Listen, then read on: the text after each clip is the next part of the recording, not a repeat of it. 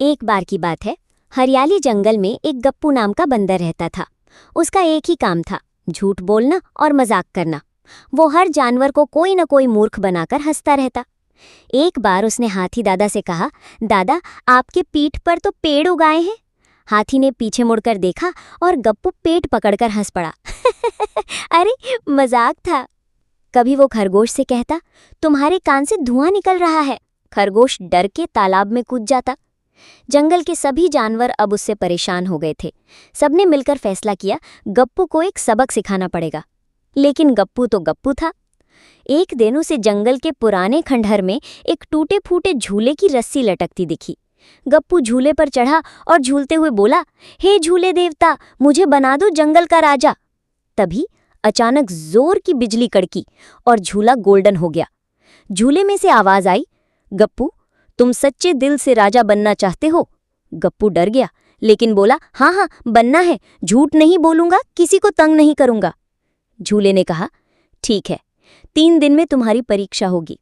अगर झूठ बोले तो राजा नहीं, मेंढक बन जाओगे। गप्पू बन गया सीरियस बंदर। अब गप्पू की आदतें बदलने लगी।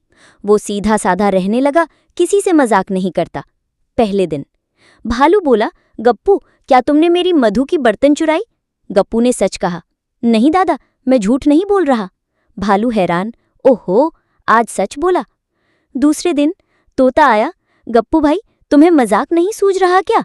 गप्पू ने मुस्कुराकर कहा, नहीं, मैं अब राजा बनने वाला हूं। तोता बोला, अरे, सच में झूला जादुई था क्या? गप्पू चुप रहा। तीसरा दिन, बड़ा इम्तिहान। गप्पू तालाब के किनारे बैठा था। तभी एक बकरी आई और बोली, गप्पू, क्या सच में तुम राजा बनने वाले हो?